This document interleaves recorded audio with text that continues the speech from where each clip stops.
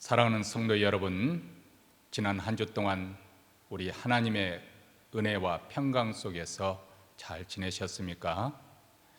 요한계시록 2장에 보면은 우리 주님께서 환난과 핍박 속에 있던 서머나 교회에게 우리 주님께서 격려하시기를 두려워하지 말라 그렇게 말씀하시고 죽도록 충성하라 그리하면 내가 너에게 생명의 면류관을 주겠다고 약속하십니다. 하나님께서는 충성된 자를 들어 사용하십니다. 가령 요셉은 충성된 사람이라고 성경에 기록하고 있습니다. 그리고 모세도 주의 집에 충성된 사원으로 수고하였다고 말씀하고 있지요. 그 밖에도 갈렙, 다니엘 그리고 사도 바울도 충성된 일꾼들이었습니다. 무엇보다도 우리 하나님이 충성된 분이십니다. 우리는 하나님을 믿으신 하나님이시다. 하나님은 믿으시다. 이 믿으시다 이 말은 신뢰할 만한, 믿을 만한, 즉 충성스러운 분이시라는 의미가 담겨져 있습니다. 그래서 하나님의 나라에서는 이 충성이라는 이것이 굉장히 중요한 의미를, 가치를 가지고 있습니다. 왜냐하면 하나님과 하나님 나라에 충성하지 않는다는 것은 곧 반역을 의미하기 때문에 그렇습니다. 그러므로 충성은 우리 믿는 자들의 성품 가운데 가장 기본이 되어야 할 줄로 믿습니다. 누구에게 생명의 면류관이 주어집니까? 끝까지 충성된 자입니다. 심지어는 환난과 핍박 속에서도 타협하지 않고 믿음으로 승리하는 자기의 믿음을 지키는 자에게 주십니다. 올해 하나님께서는 가정에서 또 직장이나 사업터에서 사회에서 또 교회에서 우리에게 맡겨진 일이 있습니다. 그 일이 중요한 일이든지 아니면 하찮은 일이든지 많은 일이든지 작은 일이든지 크고 적든 간에 우리에게 맡겨진 일에 우리가 충성을 다하십시다. 그래서 우리 하나님께 착하고 충성된 종이라고 칭찬받는 우리 모든 성도가 되고 또 이 생명의 면류관을 놓치지 않는 우리 모두가 될 수 있게 되기를 바랍니다.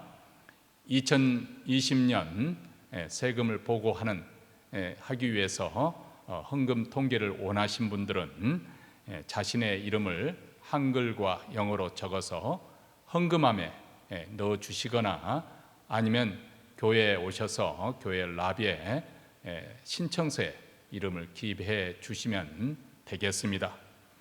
저희 교회에서는 교회 웹사이트 그리고 유튜브를 통해서 온라인으로 주일 예배를 이렇게 드릴 수 있도록 제공하고 있습니다. 그리고 또 매 주일마다 주차장에서 두 차례 오전 9시 30분과 11시에 주차장에서 예배를 드립니다. 드라이브인 예배로 드리는 11시 예배는 영어와 한국어로, 그래서 우리 영어부 또 주일학교 자녀들, 부모 우리 모두 함께 드리고 있습니다. 청소년들은 금요일 오후 6시 그리고 주일 오후 3시에 줌 온라인으로 모이고 있습니다. 이에 대해서 문의사항이 있으면 교회로 문의하시기 바랍니다. 이제 사도신경으로 우리 신앙을 고백함으로써 하나님 앞에 주일 예배를 드리겠습니다. 전능하사 천지를 만드신 하나님 아버지를 내가 믿사오며 그의 아들 우리 주 예수 그리스도를 믿사오니 이는 성령으로 잉태하사 동정녀 마리아에게 나시고 본디오 빌라도에게 고난을 받으사 십자가에 못 박혀 죽으시고 장사한 지 사흘 만에 죽은 자 가운데서 다시 살아나시며 하늘에 오르사 전능하신 하나님 우편에 앉아 계시다가 저리로서 산 자와 죽은 자를 심판하러 오시리라. 성령을 믿사오며 거룩한 공예와 성도가 서로 교통하는 것과 죄를 사하여 주시는 것과 몸이 다시 사는 것과 영원히 사는 것을 믿사옵나이다. 아멘. 찬송가 480장 기도하는 이 시간, 우리 가사의 의미를 생각하시면서 함께 부르시겠습니다.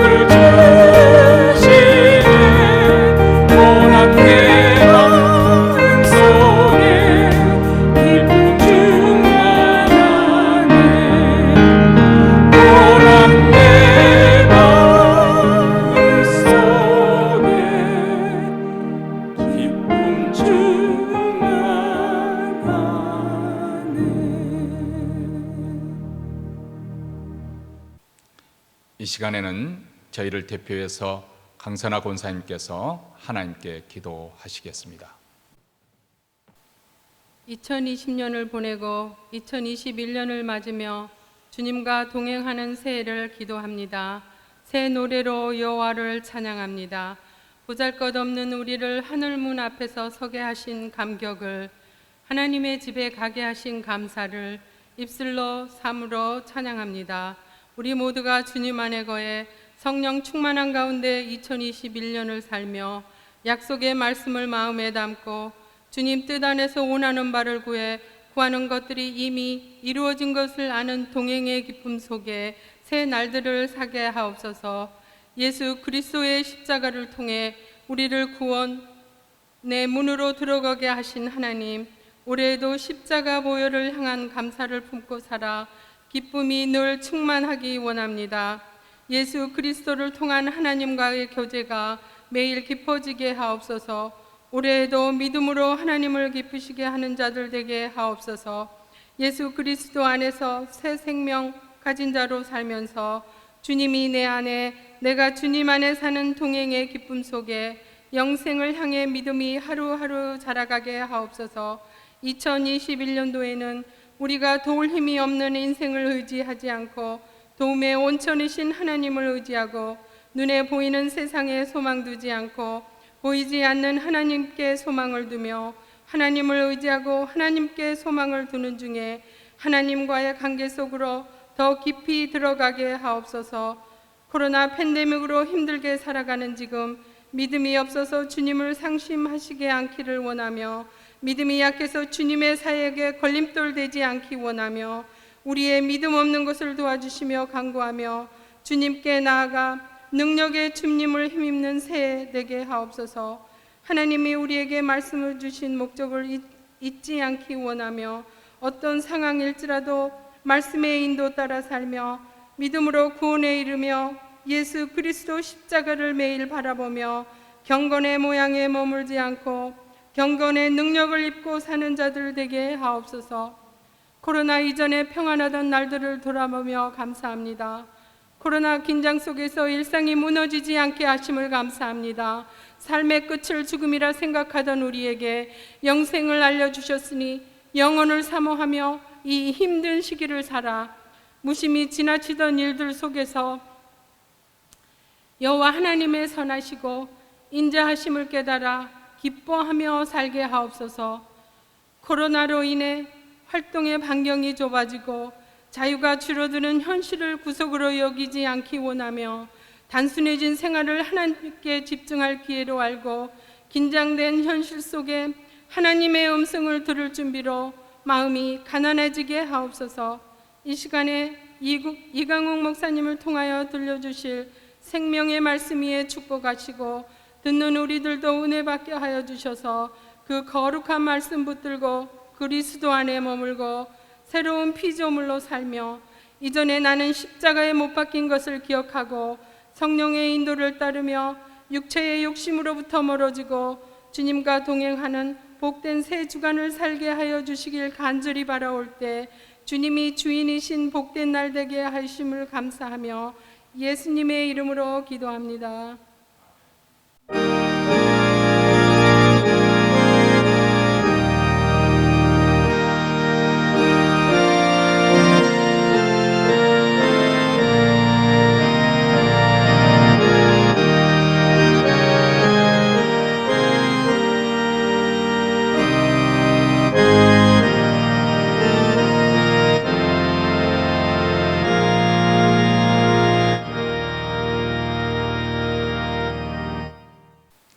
하나님 말씀은 구약성경 사무엘상 1장 10절로부터 18절 말씀 우리 다 같이 읽겠습니다. 한나가 마음이 괴로워서 여호와께 기도하고 통곡하며 서원하여 가로되 만군의 여호와여, 만일 주의 여종의 고통을 돌아보시고 나를 생각하시고 주의 여종을 잊지 아니하사 아들을 주시면 내가 그의 평생의 그를 여호와께 드리고 삭도를 그 머리에 대지 아니하겠나이다. 그가 여호와 앞에 오래 기도하는 동안에 엘리가 그의 입을 주목한즉 한나가 속으로 말하며 입술만 동하고 음성은 들리지 아니하므로 엘리는 그가 취한 줄로 생각한지라. 엘리가 그에게 이르되 내가 언제까지 취하여 있겠느냐? 포도주를 끊으라. 한나가 대답하여 가로되 나의 주여, 그렇지 아니하니이다. 나는 마음이 슬픈 여자라. 포도주나 독주를 마신 것이 아니요 여호와 앞에 나의 심정을 통한 것뿐이오니 당신의 여종을 악한 여자로 여기지 마옵소서. 내가 지금까지 말한 것은 나의 온통함과 격동됨이 많음을 인함이니이다. 엘리가 대답하여 가로되 평안히 가라.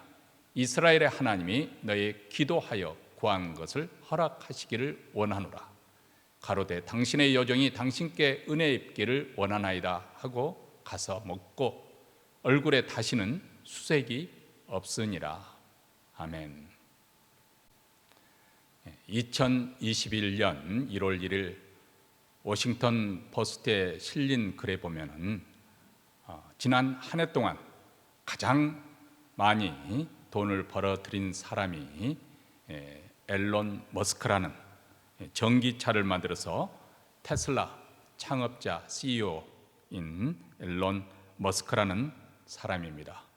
주가가 폭등해서 자기 자산 5배 이상이나 그렇게 껑충 뛰었다고 합니다. 그동안 부동의 1위를 차지했던 아마존 창업자 제프 베이조스도 작년 한 해 동안 자산이 엄청나게 늘었습니다. 코로나19 사태로 온라인 쇼핑이 늘어나면서 주가가 무려 70% 상승했기 때문이죠.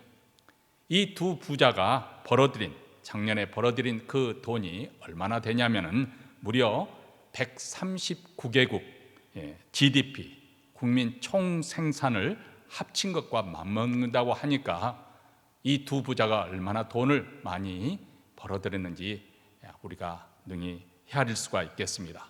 세계의 모든 부가 아주 극소수의 사람들에게 집중되고 있습니다. 반면에 코로나 팬데믹 상황이 계속되다 보니까 대부분 소상인 가게들은 타격을 받아 문을 닫아야 했고, 또 저소득층의 그 일자리는 급격하게 줄어든 그런 상태입니다. 그런데 또 이런 가운데서도 저금리 정책으로 인해서 주식과 또 주택, 부동산 시장은 오히려 호경기입니다. 이로 인해서 빈부의 격차가 더 빠른 속도로 재편되고 있습니다. 세상은 온통 코로나19의 급격한 확산으로 인해서 정신 차리기가 어려운 그런 상황이지만은, 그러는 사이에 우리도 알지 못하는 사이에 점점 세상은 달라지고 있다, 변하고 있다 하는 것을 예로 제가 들은 것입니다. 비대면으로 업무를 보고 온라인 쇼핑을 하게 되고 또 온라인으로 수업 등등, 예전에 우리가 미처 생각하지 못했던 일들이 지금 실현되고 있지 않습니까? 이런 현상은 정치, 경제, 보건, 또 문화, 교육 모든 분야에 점점 확산이 되어갈 것이고, 그리고 또 달라지게 될 것입니다. 심지어는 종교계, 교회, 사찰, 또 성당, 이런 종교 활동도 많은 모습에서 달라질 수밖에 없습니다. 예전에는 아주 으리으리한 건물을 지으면 그것이 종교 활동의 구심점 역할을 하게 되었지만은, 이제는 더 이상 모일 수 없게 된 이런 상황에서 아무리 화려하게 건물을 지은들 무슨 소용이 있겠습니까?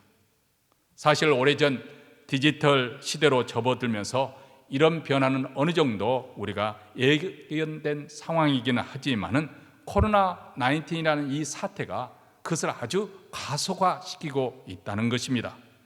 이런 가운데 국가가 중심을 잡고 또 이런 어려운 난관을 잘 또 해결해 가야 될 텐데, 지금 미국 정치 상황은 매우 어지럽고 혼란스럽기만 합니다.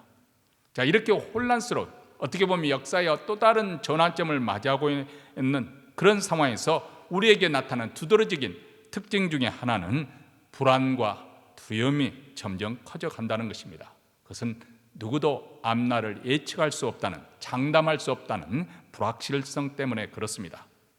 그렇다면 이런 상황 속에서 우리 그리스도인들은 무엇을 해야 할까요? 어떻게 우리는 미래를 준비해야 하겠습니까? 우리가 2021년 새 벽두부터 사무엘상 서론 부분에 해당되는 몇 장을 우리가 공부하려는 이유도 여기 있습니다. 하나님께서 우리 인생들에게 무엇을 원하시고 그분이 계획하신 뜻이 무엇인지, 또 이를 위해서 하나님께서 어떻게 역사를 준비하시고 역사를 움직이고 계시는지 우리는 이스라엘의 역사를 통해서 공부하고자 하는 것입니다. 그래야만 우리가 마치 향방 없이 허공을 치는 자 같이 되지 아니하고, 우리는 하나님과 하나님 나라를 위해서 한 걸음씩 전진해 가는, 그리고 그분의 뜻을 이 땅에 구현해 가는 그런 신앙의 길로 우리는 꿋꿋이 나갈 수 있기 때문에 그렇습니다. 세상 역사에서는 역사의 수레바퀴를 움직여 한 시대를 새롭게 전환시키는 이야기를 흔히 영웅적 출생 신화로부터 시작을 하지요.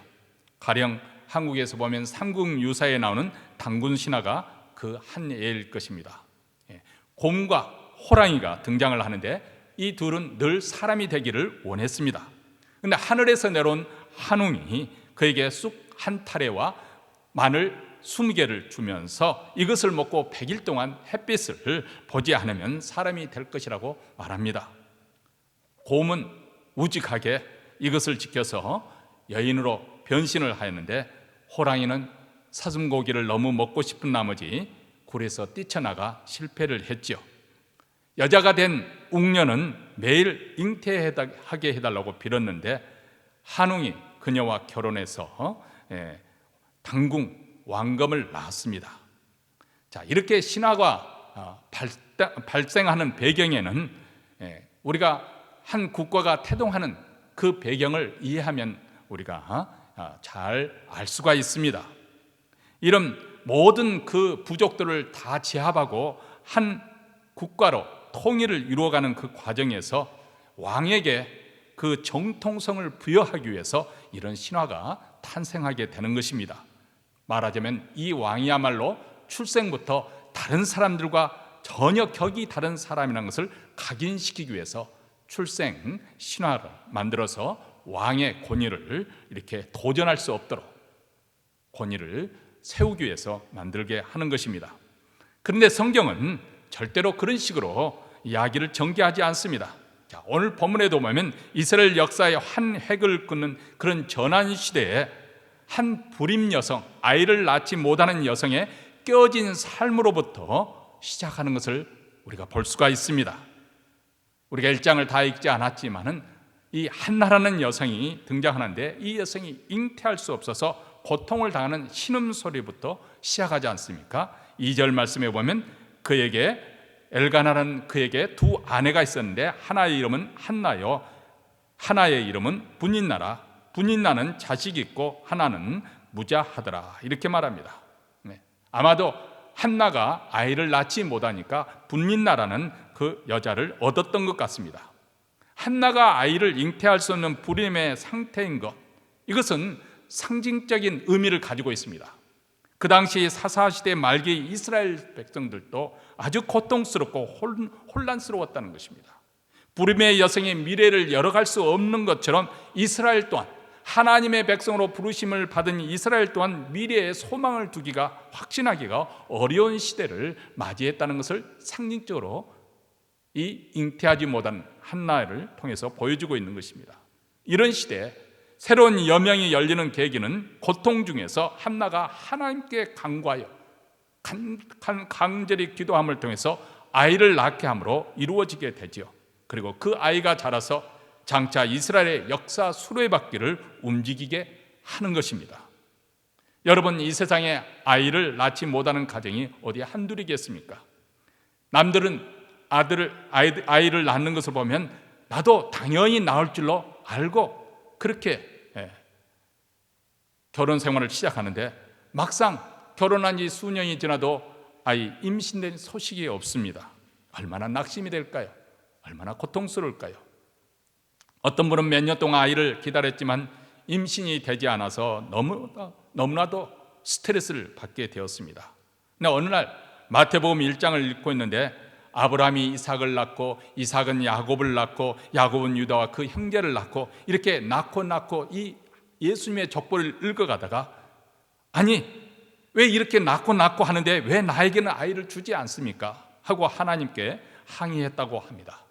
얼마나 답답하고 마음이 아팠으면 그랬겠습니까? 더군다나 지금 시대가 아니고 고대 근동에서는 불임, 아이를 낳을 수 없다는 것은 여성에게 굉장한 큰 수치로 여기던 그런 분위기였습니다. 그러니까 한나가 당한 그런 심적 고통은 상상할 수 없을 만큼 큰 것이었죠. 불행하게도 한나는 불임의 문제만 갖고 있었던 것은 아닙니다. 거기에 덧붙여 경쟁자인 또 다른 부인, 이 남편이 있었다는 것입니다. 그 여자는 무 뽑듯이 쑥쑥 아이를 잘 낳는 겁니다.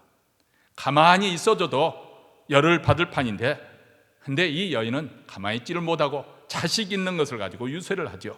그래서 분인나라가 한나를 심히 격동시켰다고 묘사를 하고 있습니다. 6절 말씀, 여호와께서 그로 성태치 못하게 하심으로 그 대적 분인나가 그를 심히 격동하여 범민케 하더라. 이 격동하다는 단어는 천둥을 치다는 의미입니다. 마치 천둥이 한 번 울리면은 땅 지축이 흔들리듯이 분인나의 격동이 한나를 온통 그 마음을 뒤집어 놓습니다. 그래서 한나는 기가 막혀 울며 밥을 먹지 않습니다. 그런데 여기 보면 성경이 한나로 하여금 잉태치 못하게 하신 이가 누구라고 하였습니까? 하나님이 잉태치 못하게 하셨다. 이로 인해서 다른 부인 분인나로부터 아주 심한 멸시와 천시, 조롱을 당하게 하였다.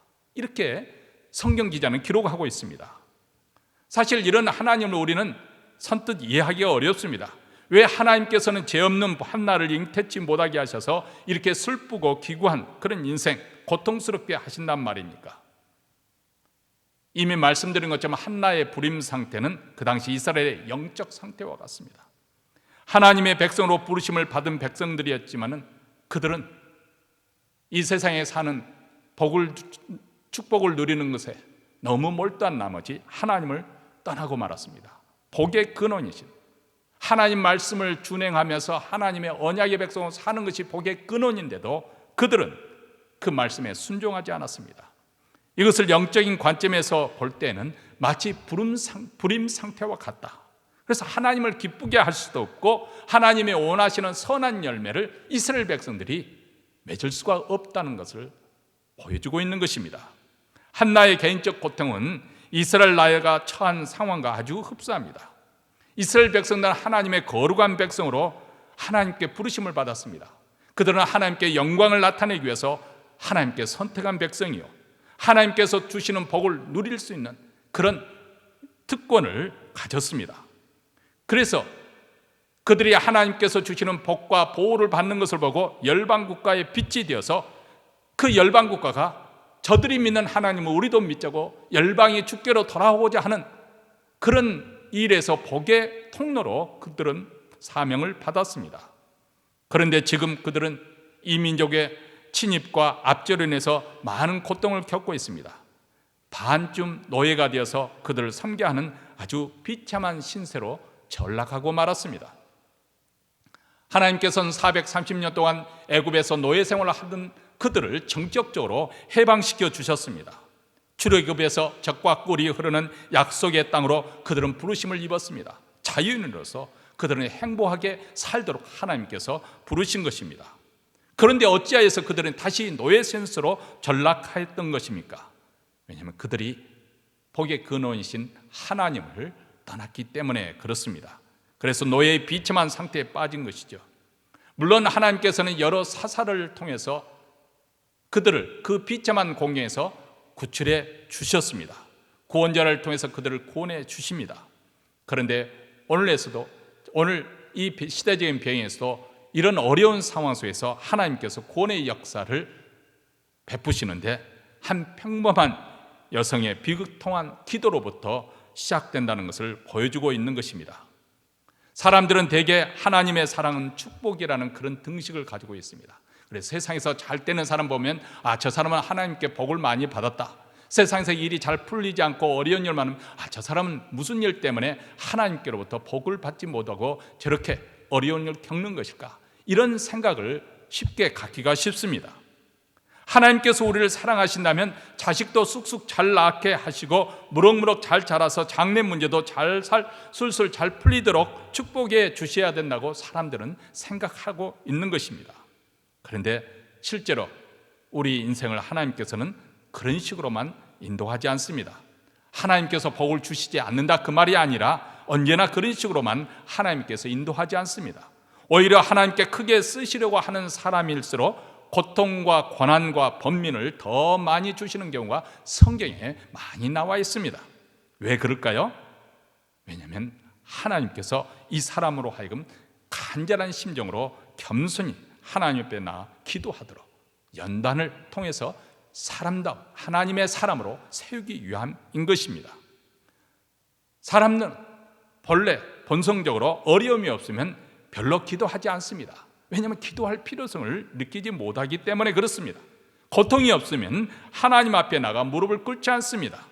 여러분, 같은 시대 바로 사무엘이 등장하기 전에 마지막 사사인 사무엘 직전 그 사사인 엘리 제사장을 보시기 바랍니다. 그는 제사장이고 아들도 둘이나 잘나서 제사장으로 잘 나갔습니다. 그 아들도 제사장으로 잘 키웠으니까 부족함이 없을 것입니다. 그런데 그는 기도하지 않았던 것 같습니다.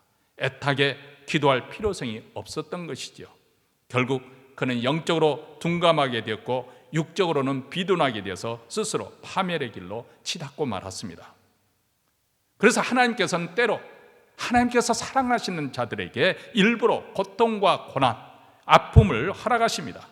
분인나와 같은 가시를 허락하셔서 그로 하여금 격통케 하시고 번민하게 하십니다. 우리를 고통스럽게 하시고 슬프게도 하십니다. 이를 통해서 우리 인생의 한계를 깊게 깨닫게 하는 것입니다. 하나님 앞에 나아가 부르짖어 기도하게 하시는 것입니다.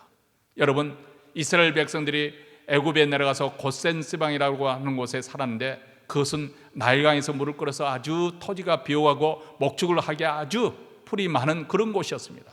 그런데 요셉을 알지 못하는 왕이 등장을 해서 그들을 노예 삼아서 학정을 하니까, 학대를 하니까 그들이 고통스러운 거죠. 그래서 그들은 출애굽하고는 하게 된 것입니다. 만약 그들이 애굽에서 정말 너무 잘 나가고 부유하게 그렇게 살고 있었다고 한다면 아마 하나님께서 그들을 강제로 끌고 가려고 해도 그들은 아닙니다, 여기가 좋습니다, 아마 그랬을런지도 모릅니다. 그런데 인생의 고난은 우리를 하여금 겸손하게 합니다. 그뿐만 아니고 이 세상이 전부가 아니구나, 천국을 소망하게 합니다. 하나님 앞에 무엇보다도 나아가서 부르짖어 기도하게 합니다. 그래서 차원 높은 하나님의 그 사랑과 능력을 체험하는 기회로 삼게 하십니다.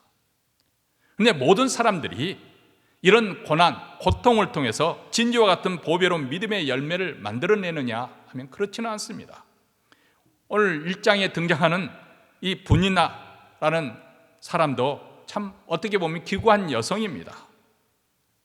분명히 아들, 딸들을 아주 쑥쑥 잘 낳았는데 남편의 사랑은 무자한 한나에 가 있습니다. 남편의 사랑을 받지 못하는 고통과 슬픔이 이 여인에게 있었습니다. 그런데 그녀는 기도하지 않았습니다. 하나님께 나가지 않았습니다. 대신 한나를 찾아가 한나를 못살게 굴고 구박하고 멸시하는 그런 문제 앞에서 영적 투쟁을 했어야 하는 것인데 혈력과 육과의 싸움을 싸우지 않고 인간적인 방법을 취했던 것이죠. 그랬을 때 그녀의 인생은 아주 천박하게 끝이 나고 맙니다. 반면에 한나는 어떻게 하였습니까? 한나는 거기에 주저하지 않고 고통 중에 하나님께 나가 기도했습니다. 오늘 본문 10절과 11절 말씀입니다.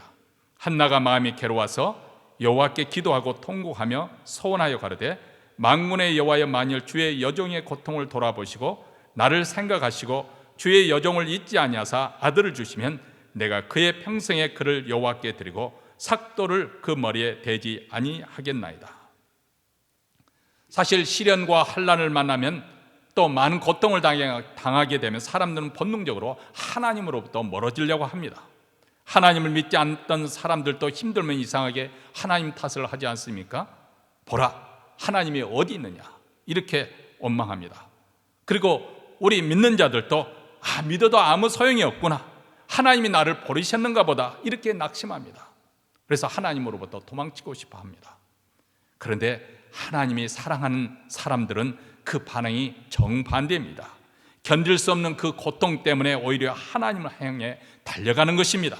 이 고통으로 인해서 내가 말할 수 없이 괴롭지만은 하나님, 나는 여전히 하나님을 사랑하고 하나님을 신뢰하겠습니다. 하나님만이 나를 이 공경에서 벗겨주실 수가 있고 나를 도우실 수가 있습니다. 이렇게 고백하게 되는 것입니다. 한나는 간절히 기도하며 하나님께 소원을 하고 있습니다. 당신이 아들을 주시면 내가 그의 평생에 그를 여호와께 드리고 삭도를 그의 머리에 대지 않겠다, 이렇게 하나님께 약속, 소원을 하게 됩니다. 이것은 사무엘을 나실인처럼 키우겠다, 이 나스린이라는 것은 하나님께 구별합니다. 그래서 술을 마시지도 않고 머리에 칼을 대지 않고 머리카락을 자르지 않고 그대로 하나님께 헌신하는 것입니다.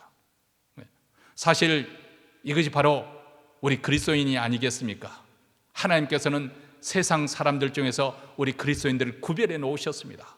하나님의 백성으로 구별해 놓으셨으니 우리가 바로 나시린입니다. 우리가 나시린이 되었으면 나시린으로서 우리가 구별된 삶을 거룩하게 살아야 되지 않겠습니까? 여기 보면 한나는 바로 자신의 아들을 그렇게 하나님께 드리기로 헌신합니다. 소원을 합니다. 물론 그 아이가 자라서는 자기 스스로 하나님 앞에 결단을 해야 될 일이지만 그렇게 한나는 하나님 앞에 기도를 합니다. 다시 말하면 한나의 기도는 의례적이고 또 의식적인 그런 기도가 아닙니다. 정말 강청하고 예언하는 기도였습니다. 한두 마디로 끝내는 것이 아니라 하나님 앞에 오랜 시간을 머물면서 끈질기게 하나님을 붙드는 기도였습니다.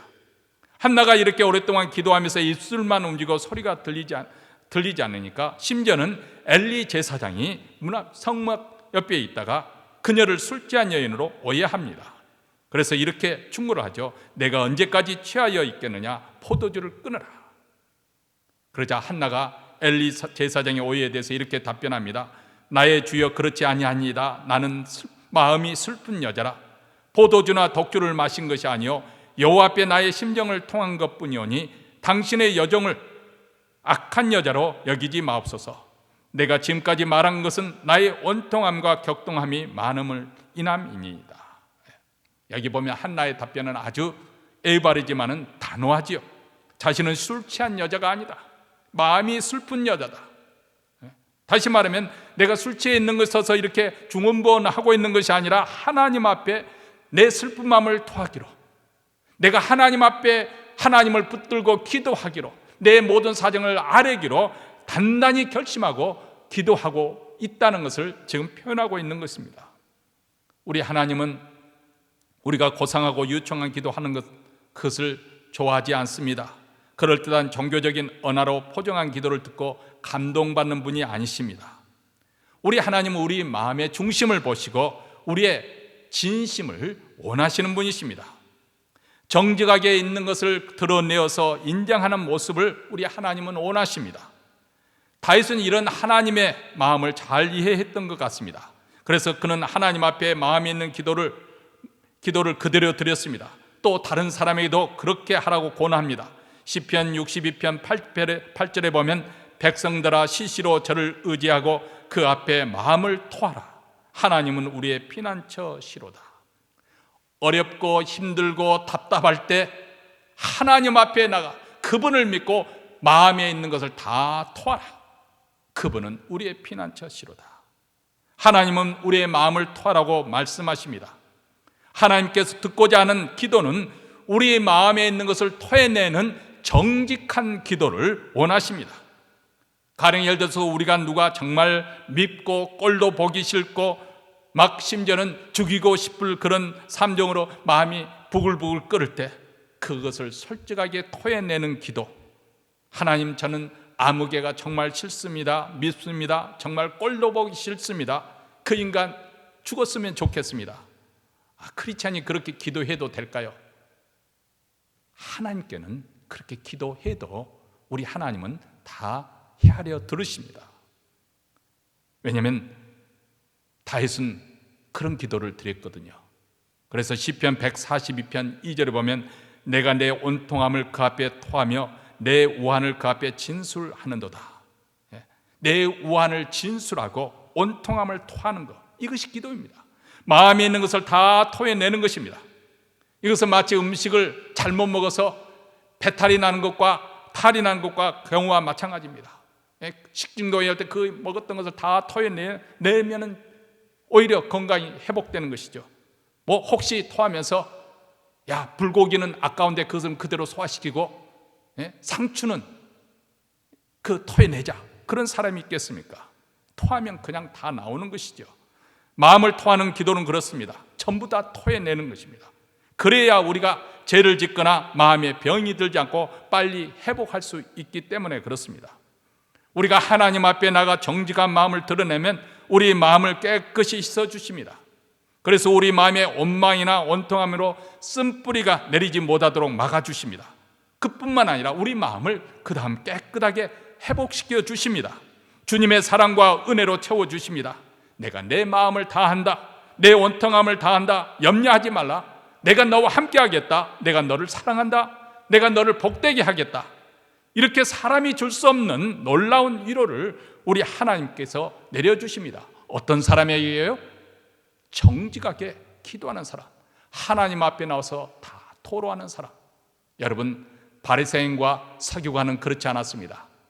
예수님은 세상에 빛으로 오셨는데 참빛 대신 그분 앞에 나와서 자기 마음에 있는 악독함, 그리고 음란함, 거짓됨을 토로했으면 그들의 문제도 해결되었을 텐데 그들은 그렇지 않았습니다. 여전히 하나님의 아들이신 예수님 앞에서도 거룩한 척했습니다. 그래서 우리 주님께서 아주 준엄하게 외식하는 그들을 책망하셨던 것입니다. 여러분, 한나는 마음속에 있던 그 모든 우환을 하나님께 진정성 있게 다 토로했을 때 어떤 역사가 일어납니까?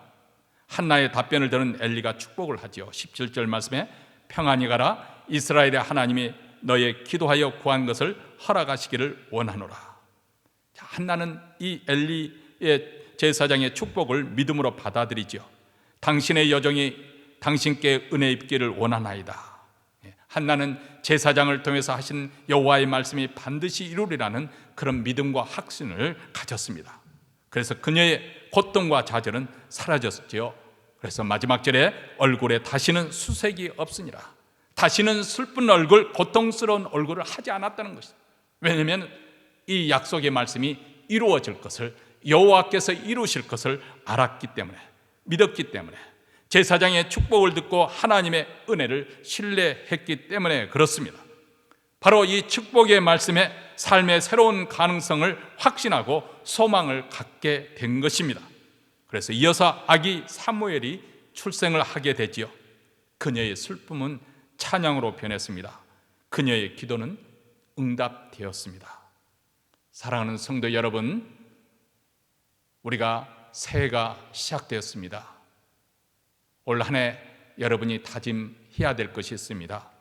바로 한나가 있었던 그 자리, 기도의 자리입니다. 그 자리에 우리도 나가기로 다짐하는 것입니다. 우리 하나님은 언제 일하시는 것일까요? 절망의 시면에서 우리 하나님은 시작하십니다. 내 능력과 경험, 내 방법과 지혜를 의지할 때는 우리 하나님은 기다리십니다. 그런데 우리가 자신의 한계에 봉착하였을 때, 그리고 하나님께 돌이켜 부르짖어 기도할 때 불현듯 우리 하나님께서는 우리 삶에 개입하십니다. 더 나아가서 이를 통해서 어떻게 보면 한 민족과 나라의 진로를 바꾸는 물줄기를 내시는 분이 우리 하나님이십니다. 그러므로 우리 인간의 한계, 내 자신의 한계가 바로 우리 하나님께는 기회가 됩니다. 하나님의 방법은 참으로 기이하지요. 이스라엘 백성들이 애굽 바로의 억압으로 심히 공고한 가운데 부르짖을 때 하나님께서는 한 영웅을 보내어서 그들을 구출하시는 것이 아니라 한 아기 모세가 탄생하게 하셨습니다. 그가 자라서 하나님의 사람이 되어 이스라엘을 구출하십니다. 온 세상의 죄로 죄악의 그 비참한 상태에 있을 때 하나님께서는 영웅 호구를 이 땅에 보내신 것이 아니라 베들레헴 한 마구간에 아기 예수가 탄생하게 하십니다. 목을 가눌 수 없는 그 연약한 아기, 그분이 바로 우리의 구세주가 되시고 구원자가 되십니다. 오늘 본문에도 보면 한 가정의 불화와 한 여인의 불행으로부터 이야기가 시작합니다. 시작은 아주 미미하고 보잘것없습니다. 마음에 한이 맺힌 한 여성의 부르짖는 기도에 하나님께서 응답해서 아기가 탄생하게 하십니다. 이를 통해서 이스라엘의 새 역사의 장을 열어가고 계시는 것입니다.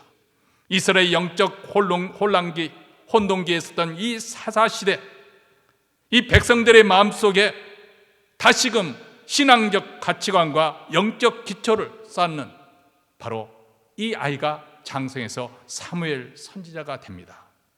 다윗을 통일 이스라엘 왕국의 지도자로 기름 부어 세운 사람이 바로 사무엘 선지자입니다. 그리고 그에게 결정적인 순간에 영적 조언을 하는 사람도 바로 사무엘 선지자입니다. 하나님께서는 한나의 고통을 기도로 승화시켜서 이스라엘 역사의 중대한 전환점을 가져오게 하셨습니다. 이렇게 우리 인생에 일어나는 어떻게 보면 고통이라고 할 수 있는, 고난이라고 할 수 있는, 시련이라고 할 수 있는 것들을 우리 하나님은 오히려 그것을 통해서 하나님의 선한 일을 이루어내십니다. 위대한 역사를 만드시는 분이 우리 하나님이십니다. 성도 여러분, 한 여인의 평범한 기도에 대한 하나님의 응답은 너무나 위대했습니다. 그러므로 우리가 매일 드리는 이 기도하는 그것을 시시하게 여기지 마십시다. 매일 드리는 그 기도를 통해서 하나님께서는 자신의 위대한 뜻을 펴나가신다는 사실을 우리가 자각하게 된다면 우리의 기도 생활에 다시금 불이 붙게 될 것입니다.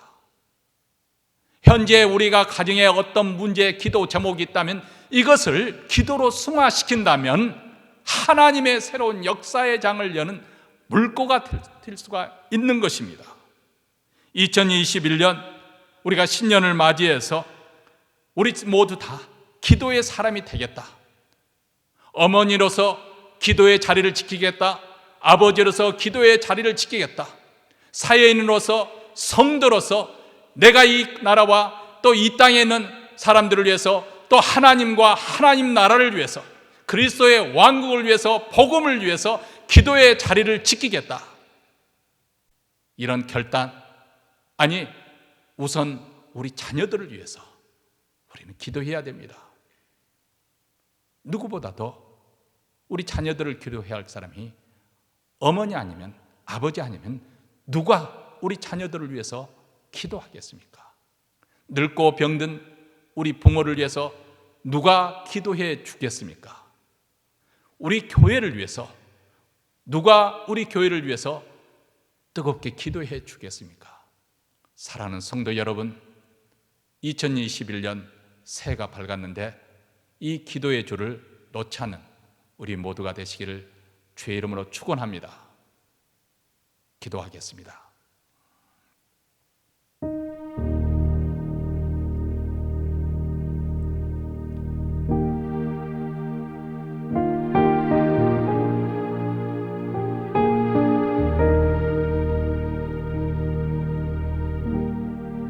그러므로 내가 첫째로 권하노니 모든 사람을 위하여 간구와 기도와 도구와 감사를 하되 임금들 높은 지위에 있는 모든 사람을 위하여 하라. 이는 우리가 모든 경건과 단정한 중에 고요하고 평안한 생활을 하려 함이니라. 그러므로 각처에서 남자들이 분노와 다툼이 없이 거룩한 손을 들어 기도하기를 원하노라. 사랑하는 성도 여러분, 지금 이 시대가 돌아가는 상황을 보면 성도들이 깨어 기도할 때라고 느끼지 않습니까?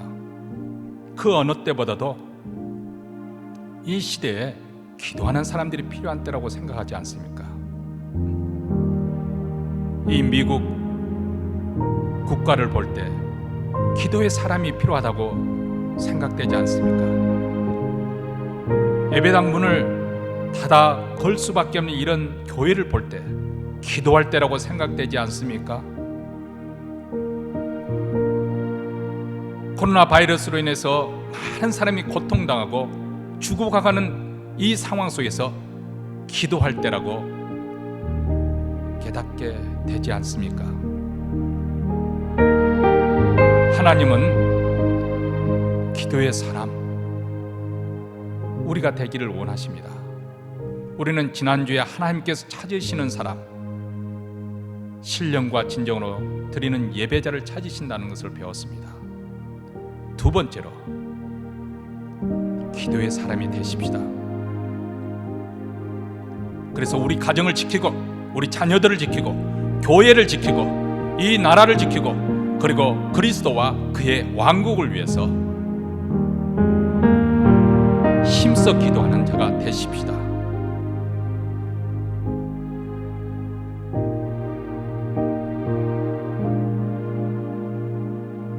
하나님 아버지, 많은 것이 필요한 때고 또 어지럽고 혼란스럽지만은 우리 그리스도인들의 기본, 우리가 말씀과 기도에 돌아가야 되겠습니다. 그 어느 때보다도 기도가 필요한 이때, 하나님 이 시대에 기도 영으로 가득 찬 성도들을 일으켜 세워 주시옵소서. 이곳저곳에서 하나님께 부르짖어 기도하는 자들이 많이 일어나게 하옵소서. 교회당에서 부르짖어 기도하게 하시고, 가정마다 기도하게 하여 주시고, 차 안에서도 부르짖어 기도하는 자들이 있게 하여 주시옵소서. 이제 예배의 순서에 따라 정성껏 준비한 예물을 가지고 하나님 앞에 나왔습니다. 내 몸과 마음을 드리는 정성으로 주께 바쳐 드립니다. 우리가 누리고 있는 그 모든 것이 하나님께로부터 온 것임을 인정하는 표로 드리고, 또 하나님께서 우리를 책임져 주실 것을 믿는 믿음으로 바쳐 드립니다.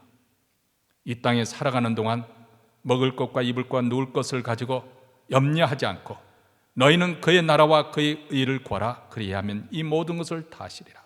주님의 약속에 따라 사는 성도가 되게 하여 주시고, 가정마다 하나님 주시는 평강, 그리고 자녀들이 번성하는 귀한 복을 땅에 더하여 주시며, 또 사랑하는 교회 말씀과 기도로 더욱더 흥왕하게 하시사 땅끝까지 복음을 증거하고 전파하는 교회로 삼게 하여 주시옵소서.